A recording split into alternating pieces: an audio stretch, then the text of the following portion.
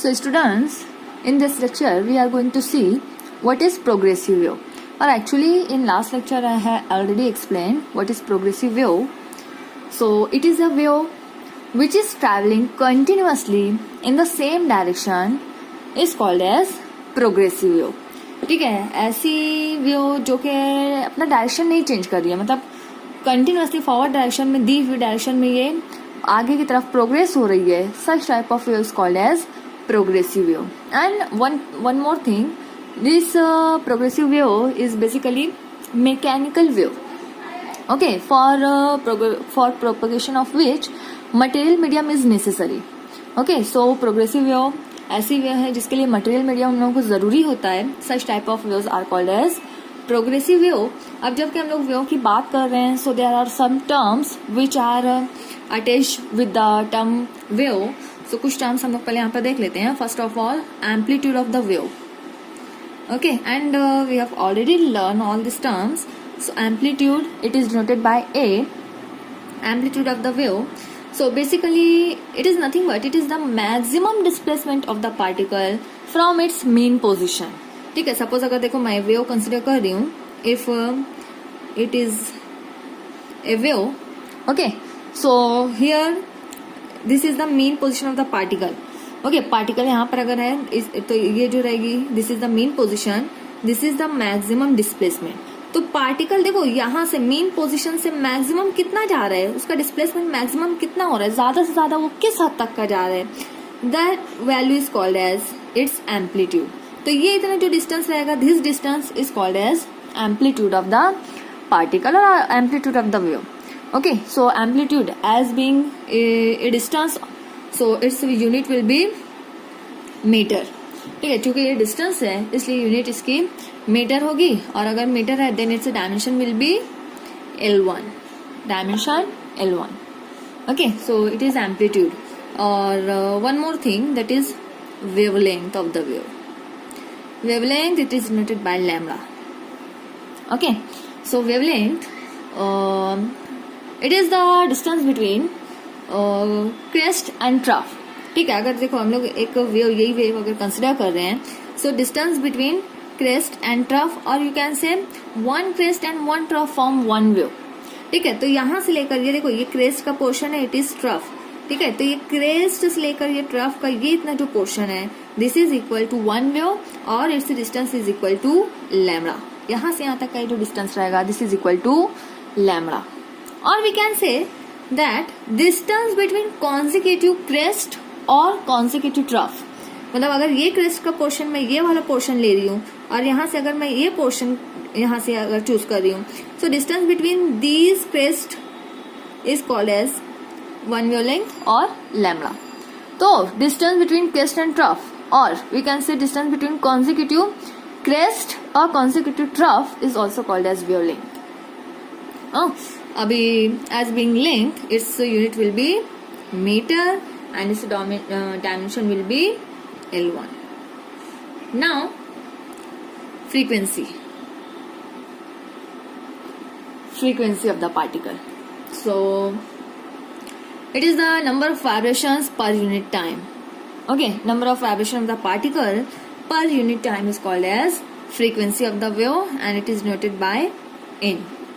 Okay, so इसको देखो हम लोग N को, it can be represented in terms of time period. Reciprocal of time period nothing but frequency. Okay, unit will be hertz. So remember, and period, time taken by a particle to complete one wave is called as time period of the wave. It is noted by capital T.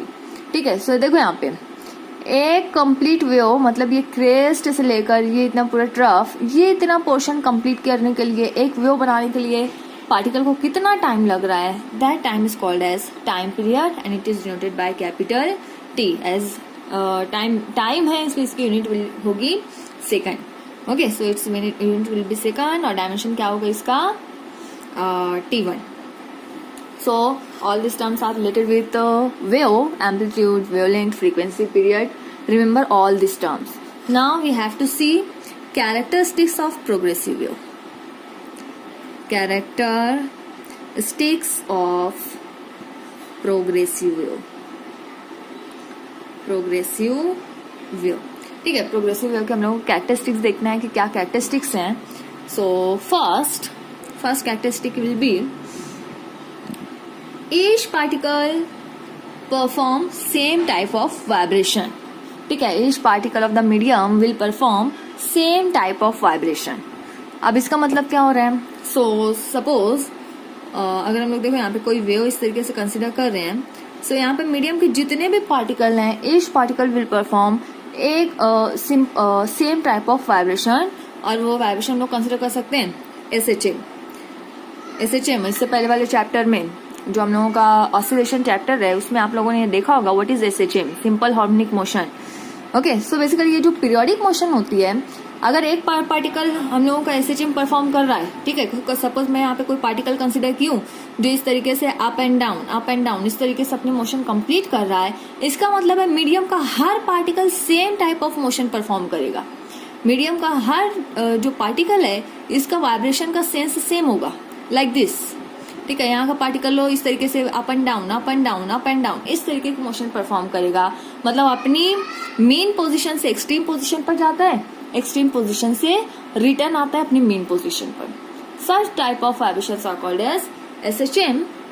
और medium के तमाम particles एक जैसे vibrations perform करते हैं, ठीक है। तो पहली कैरेक्टरिस्टिक पर ध्यान में रखना है, each particle will perform same type of vibration, मतलब मेन पोजीशन से डिस्टर्ब होकर एक्सट्रीम पर जाते हैं, एक्सट्रीम से return back to its mean position, और इस तरीके से एनर्जी ट्रांसफर करते जाते हैं।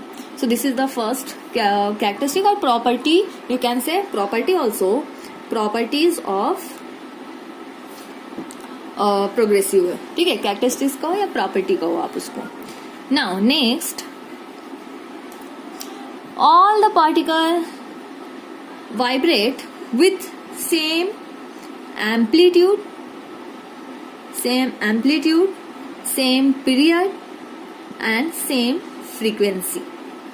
अब जितने भी मीडियम के पार्टिकल हैं, उनका जो एम्पलीट्यूड होगा वो सेम होगा। All particles are going to vibrate with same amplitude, with same period, और अगर पीरियड सेम है that means frequency will also same, ठीक है, क्योंकि हम लोग के पास ये रिलेशन है। तो पीरियड भी सेम होगा, उसकी फ्रीक्वेंसी भी सेम होगी। जैसे देखो, अगर कोई पार्टिकल है, ओके, यहाँ पे अगर कोई पार्टिकल मैं कंसिडर कर रही हूँ, वो पार्टिकल वाइब्रेट होकर मैक्सिमम इतना एम्पलीट्यूड कवर कर रहा है, ठीक है। तो इस मीडियम के जितने भी पार्टिकल है वो इतने ही एम्पलीट्यूड जाएंगे। जैसे देखो, अगर यहाँ का मैं कोई अगला पार्टिकल कंसिडर कर रही हूँ, वो इस तरीके से वेव बना रहे, तो वो भी मैक्सिमम इसी हाइट तक जाएगा, ठीक है। अगला यहाँ पे आप कंसिडर कर लो, वो इस तरीके से अगर वेव बना रहे, मैक्सिमम उसकी जो एम्पलीट्यूड रहेगी वो इतना ही रहेगा। सो हर मीडियम का जो पार्टिकल है वो सेम एम्पलीट्यूड, अगर मैं इतना डिस्टेंस कंसिडर कर ले रही हूँ, if this distance is equal to 1 centimetre, तो मीडियम के हर जो पार्टिकल रहेंगे वो 1 सेंटीमीटर का डिस्टेंस इस तरीके से कवर करेंगे। 1 सेंटीमीटर मतलब एम्पलीट्यूड कैसा रहेगा उसका, हर पार्टिकल का इक्वल एम्पलीट्यूड होगा। नाउ टाइम पीरियड, अगर सपोज कोई पार्टिकल, इसी वे को देखो मैं आगे बना रही हूँ, ठीक है, कोई पार्टिकल है, अगर सपोज यहाँ पे कोई पार्टिकल है, यहाँ से लेकर 1 क्रेस्ट और ये 1 ट्रफ, ठीक है, एक क्रेस्ट और एक ट्रफ कंप्लीट करने को, सपोज यहाँ से लेके यहाँ तक का डिस्टेंस ट्रैवल करने को उसको अगर 2 सेकेंड लग रहे हैं, तो आगे जितने भी क्रेस्ट एंड ट्रफ 1 वेव रहेगी, उसे कंप्लीट होने को उसको सेम टाइम लगेगा, सेम पीरियड वो यहाँ पर पूरी वेव के लिए फिक्स रहेगा। सो पीरियड भी सेम है, और पीरियड सेम है दैट मीन्स उसका जो ये हम लोगों ने कहा था frequency, that is number of vibrations per unit time, वो भी सेम होगा। सो ध्यान में रखना है, किसी भी वेव के लिए जो हम लोग स्टडी कर रहे हैं, एम्पलीट्यूड, पीरियड एंड फ्रीक्वेंसी, ये तीनों क्वांटिटी सेम होती है, ठीक है। ये कैसा होगा, same for all the particles, all the vibrating particles. Next, ठीक है, ये क्वांटिटी सेम होगी, but phase will different for different particle, ठीक है। फेज विल चेंज और changes from 1 point to another point, 1 point to another point, ठीक है। एक पॉइंट से दूसरे पॉइंट पर अगर हम लोग जाते हैं तो पार्टिकल का फेज यहाँ पे चेंज होगा।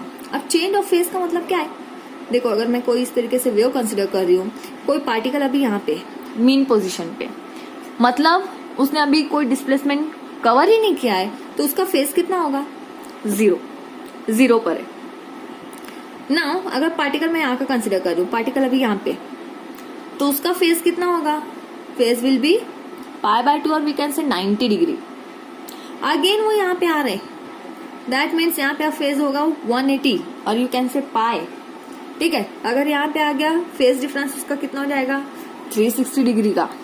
तो देखो पॉइंट जो फेज है वो हर पॉइंट पर उसका चेंज होता है, जबकि एम्पलीट्यूड और पीरियड और फ्रीक्वेंसी कैसा था? वो सेम रह रहा था, लेकिन फेज कैसा रहेगा? Phase is going to change. ध्यान में रखना है, फेज के लिए फेज चेंज होता है। हाँ, next, no particle will be permanently at rest. ठीक है, जब देखो ये जब वेव ट्रैवल कर रही है तो मीडियम का कोई भी पार्टिकल, ये जब हम लोग अगर कोई स्ट्रिंग ले रहे हैं, स्ट्रिंग कंसिडर कर रहे हैं, जैसे अगर रिजिड सपोज हम लोगों ने एक रोप टाई कर दिया, एक स्ट्रिंग मान दी है, तो स्ट्रिंग का कोई भी पार्टिकल परमानेंटली रेस्ट पोजीशन में नहीं रहेगा, बल्कि एक टाइम आएगा जब उसे वाइब्रेट करना होगा। ठीक है, जैसे देखो अगर हम लोगों ने ये पर्टिकुलर ये स्ट्रिंग ली है और स्ट्रिंग पे इस तरीके से वेव जनरेट होना स्टार्ट किए, मतलब ये वेव इस तरीके से जनरेट होते हुए आगे तक जाएगी। सो यहाँ का कोई भी पार्टिकल ऐसा नहीं रहेगा जो कि कंप्लीटली रेस्ट पोजीशन में, वो बोलेगा कि नहीं मुझे नहीं परफॉर्म करनी है मोशन, नहीं, हर पार्टिकल यहाँ पे अपने वाइब्रेट होगा ही होगा। So no particle will be completely at rest. Okay, now condition of velocity. ठीक है, अगर हम लोग वेलोसिटी की बात करते हैं, so the particle attain maximum velocity when they pass through the mean position. जब पार्टिकल मेन पोजीशन से पास होते हैं, at that time they are having maximum velocity. ठीक है, मतलब अगर ये मेन पोजीशन हम लोग कंसिडर कर रहे हैं तो उस टाइम पे पार्टिकल की वेलोसिटी कैसी रहेगी? मैक्सिमम रहेगी। अभी देखो लास्ट जो हम लोगों का चैप्टर था ऑसिलेशन, उसमें हम लोगों ने पढ़ा था v is equal to omega square root of a square minus x square. यहाँ पर x हम लोगों का क्या है? मेन पोजीशन से उसकी डिस्प्लेसमेंट।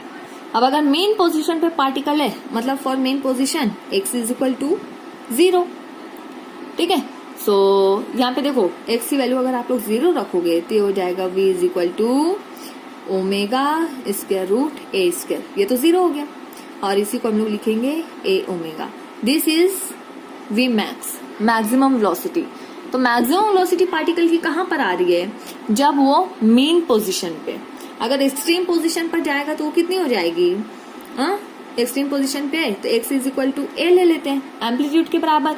ठीक है, ये एक्सट्रीम पोजीशन मतलब a, so x is equal to a, x is equal to a अगर आप रखोगे तो वो कितना हो जाएगा? That will be 0। सो ध्यान में रखना है, मेन पोजीशन पे वेलोसिटी पार्टिकल की कैसी रहेगी? मैक्सिमम रहती है। एंड नेक्स्ट जो प्रॉपर्टी है that is there is transfer of only energy. ठीक है, जब हम लोग वेव की बात करते हैं, during the propagation of waves energy is transfer not the matter. सिर्फ और सिर्फ यहाँ पर एनर्जी ट्रांसफर होती है, मैटर का कोई भी ट्रांसफर नहीं होता है। ठीक है, जैसे कि अगर हम लोग ये बात करते हैं इसी स्ट्रिंग की, स्ट्रिंग में अगर हम लोग वेव इस तरीके से जनरेट कर रहे हैं तो देखो आपने खुद भी देखा होगा स्ट्रिंग वैसी ही रहती है, वहीं पर रहती है, सिर्फ ये वेव जो है तो ये एनर्जी लेकर के वेव जा रही है, बस मैटर खुद इधर उधर हुआ क्या? नहीं। So there is only transfer of energy. ठीक है, मैटर यहाँ पे transfer of energy, matter transfer नहीं होता है, there is no transfer of matter. ठीक है, सो ये भी ध्यान में रखना है आप लोगों को। एंड नेक्स्ट अगर हम लोग देखें देन दैट इज क्या है? हाँ, velocity of wave. Velocity of the wave is depends on the nature of medium. Velocity यहाँ पे किस पर डिपेंड करेगी? It is dependent on the nature of medium. Medium का क्या नेचर उसके ऊपर डिपेंड करती है। अब मीडियम के नेचर से क्या मतलब है? So nature of the medium means हम लोगों का मीडियम कैसा है? सॉलिड है, लिक्विड है या फिर गैस है। आप लोगों ने इससे पहले साउंड चैप्टर जब L1 में देखा तो उसमें हम लोग देख चुके हैं गैस में जो वेलोसिटी होती है वो कुछ तो साउंड की वेलोसिटी 340 के करीब की होती है, ठीक है। डिपेंड करता है कि कौन सा गैस है उसके करीब की होती है। लिक्विड में इससे ज्यादा होती है, 1500 के करीब की कुछ होती है, वो भी डिपेंड करता है कि हम लोग का लिक्विड कैसा है। और साउंड सॉलिड में साउंड की वेलोसिटी उससे भी ज्यादा होती है। सो यहाँ पे देखो वेलोसिटी मीडियम के हिसाब से चेंज हो रही है, मीडियम आपका जैसा रहेगा उस हिसाब से हम लोगों की वेलोसिटी रहेगी। सो ये बहुत इंपॉर्टेंट फैक्टर है, इसको भी आपको ध्यान में रखना है, ठीक है। That velocity of wave depends on nature of the medium, okay. सो ये भी आपको ध्यान में रखना है कि उसके ऊपर ये डिपेंड करती है। और इसके बाद हम लोगों ने ये चीज तो देखी थी कि जो प्रोग्रेसिव वेव है, प्रोग्रेसिव वेव फिर आगे जाके दो टाइप्स में डिवाइड हो जाती है। एक तो होता है हमारा ट्रांसवर्स, दूसरा होता है लॉन्जिट्यूडनल। और ट्रांसवर्स और लॉन्जिट्यूडनल क्या है ये हम लोग कल ही देख चुके हैं, okay. So this is the characteristics और properties of progressive wave. Remember all this properties.